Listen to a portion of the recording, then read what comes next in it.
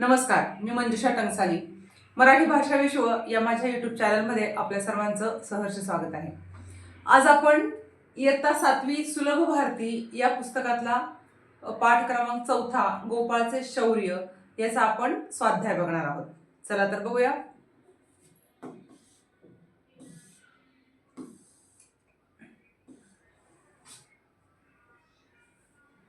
गोपाळचे शौर्य. प्रश्न पहिला, शब्दजाल पूर्ण करा. गडाचा प्रदेश असा दिसतो. पावसाळ्यात तो पाचूचा वाटतो, उन्हाळ्यात वाळलेला पालापाचोळा. पाचूचा म्हणजे पाचू नावाचं जे काही रत्न आहे, हिरव्या रंगाचं रत्न ते असतं. तर ते रत्न ज्या पद्धतीने चमकतं तसा हा जो परिसर आहे तो पूर्णपणे हिरवागार झालेला असतो, म्हणून त्याला पाचूचा प्रदेश असं म्हटलेलं आहे. दुसरं आहे, गडाचा भव्य परिसर पाहणारे विद्यार्थी आणि शिक्षक. पुढचा प्रश्न आहे, गडाच्या पायथ्याशी असलेल्या नदीचे नाव. मंदाकिनी. 12 महिने हिरवेगार असलेले शेतमळे. रानमेव्याची झाडे याने लदबदलेली असतात. मोसमी फळभाराने. पुढे आहे, गडाचे नाव कर्णागड. शाळेचे ठिकाण मोहदी. पुढचा प्रश्न आहे, गोपाळचा कोणता गुण तुम्हाला आवडला व का ते सांगा. आता हे स्वमत आहे, या ठिकाणी तुमचं मत अपेक्षित आहे. मी तुम्हाला एक नमुना उदाहरण म्हणून मी या ठिकाणी माझं मत सांगितलेलं आहे. मला आवडलेला गोपाळचा गुण मी इथे सांगितलेला आहे. गोपाळचा पहिला गुण म्हणजे तत्परता व तात्काळ निर्णय घेण्याची क्षमता. कारण आग पाहिल्याबरोबर त्याने तत्परतेने बस थांबायला सांगून आग विझवण्यासाठी बसमधून उडी मारली. गोपाळचा आणखी एक गुण मला आवडलेला तो म्हणजे त्याचे धाडस. संकटाचा मुकाबला करण्याचे अतुलनीय शौर्य त्याच्याकडे होते. गोपाळने गाजवलेल्या शौर्यामुळे झाडे तर वाचलीच, पण त्याबरोबरच गुराखी, इतर जनावरे यांचेही प्राण वाचायला मदत झाली. पुढचा प्रश्न आहे, कारणे लिहा. आग आटोक्यात आली. कारण अग्निशामकाच्या 2 गाड्या हजर झाल्या. लगेच त्यांनी पाण्याचा मारा सुरू केला. दुसऱ्याकडे आहे, सर्वांचे चेहरे उजळले. कारण आग आटोक्यात येऊन संपूर्णतः ती शांत झाली होती. पुढचा प्रश्न आहे, कृती 2 चौकटी पूर्ण करा. निराश झालेले शिक्षक. या गावातून अग्निशामक दलाच्या गाड्या आल्या. नरखेड. अग्निशामक दलाच्या गाड्यांची संख्या 2. पुन्हा एकदा सोमत या ठिकाणी आलेला आहे.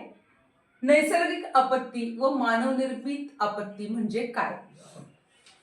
नैसर्गिकरित्या उत्पन्न झालेल्या आपत्तीला आपण नैसर्गिक आपत्ती असं म्हणतो. जसं की भूकंप असेल, पूर असेल, अतिवृष्टी असेल, वणवा लागणे असेल.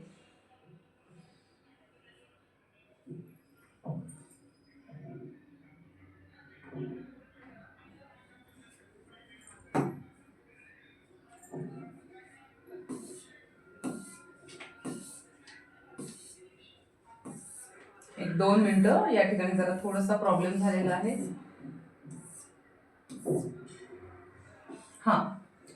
तर आपण पाहत होतो नैसर्गिक आपत्ती आणि मानवनिर्मित आपत्ती. नैसर्गिकरित्या उत्पन्न झालेल्या आपत्तीला नैसर्गिक आपत्ती म्हणतात. उदाहरणार्थ भूकंप, पूर, वीज कोसळणे, अतिवृष्टी इत्यादी. तर मानवाच्या चुकीमुळे उत्पन्न झालेल्या आपत्तीला मानवनिर्मित आपत्ती असे म्हणतात.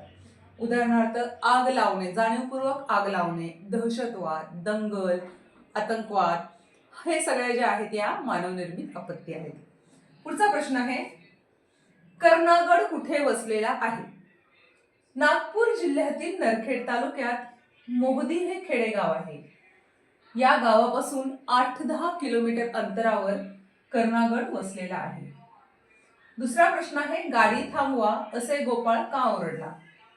घाटातून गाडी जात असताना गोपाळला घाटाच्या खालच्या बाजूने आग लागलेली दिसली. ही आग विझवलीच पाहिजे या विचाराने गाडी थांबवा असे गोपाळ ओरडला.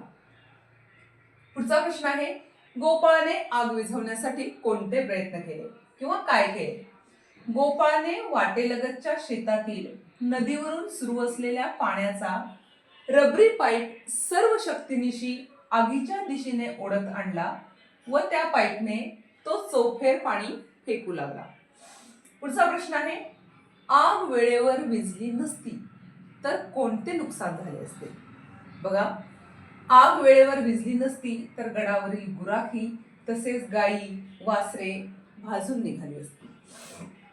पुढचा प्रश्न आहे, कोण कोणाला म्हणाले ते लिहा.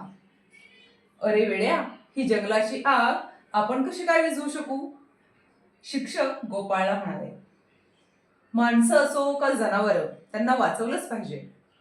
गोपाळ गुराख्याकडे पाहत सर्वांना उद्देशून म्हणाला, पण साहेब, हे कसं शक्य आहे? मला तर हा वेडेपणाच वाटतो. गोपाळचे शिक्षक दुसऱ्या गाडीतील गृहस्थांना म्हणाले. पुढचा प्रश्न आहे भाषा अभ्यासचा. कंसात दिलेले शब्द योग्य ठिकाणी भरून वाक्य पूर्ण करा. आता इथे कंसामध्ये काही शब्द दिलेले आहेत. अकल्पित, कौतुकास्पद, प्रत्यक्षदर्शी आणि पोशिंदा. खाली जे काही वाक्य दिले त्या वाक्यात आपल्याला ते शब्द बरोबर घालायचे. सचिन तेंडुलकरच्या यशस्वी फलंदाजीचे अनेक प्रत्यक्षदर्शी साक्षीदार आहेत. प्रत्यक्षदर्शी म्हणजे त्याला प्रत्यक्ष पाहिलेले, खेळताना प्रत्यक्ष पाहिलेले.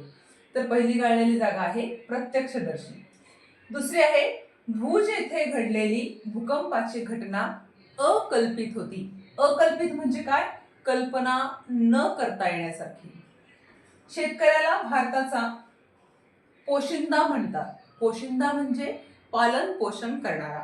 शेतकरी हा आपलं पालन पोषण करतो, त्याच्यामुळे आपल्याला अन्नधान्य मिळतं, त्यामुळे आपण शेतकऱ्याला आपला पोशिंदा असं म्हणतो.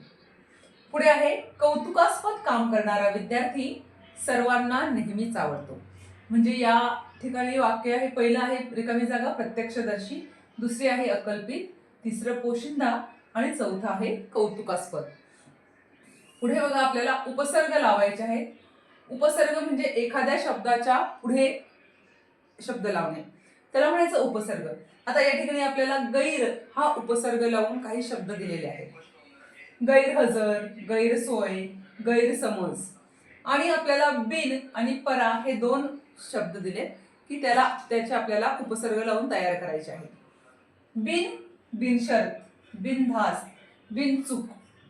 परा, पराधीन, परावलंबी, परावृत्त.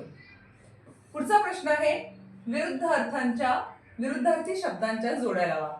या ठिकाणी आपल्याला दोन्हीही शब्द दिलेले आहेत, तर त्यांच्या आपल्याला फक्त काय करायचं आहे, जोड्या लावायच्या.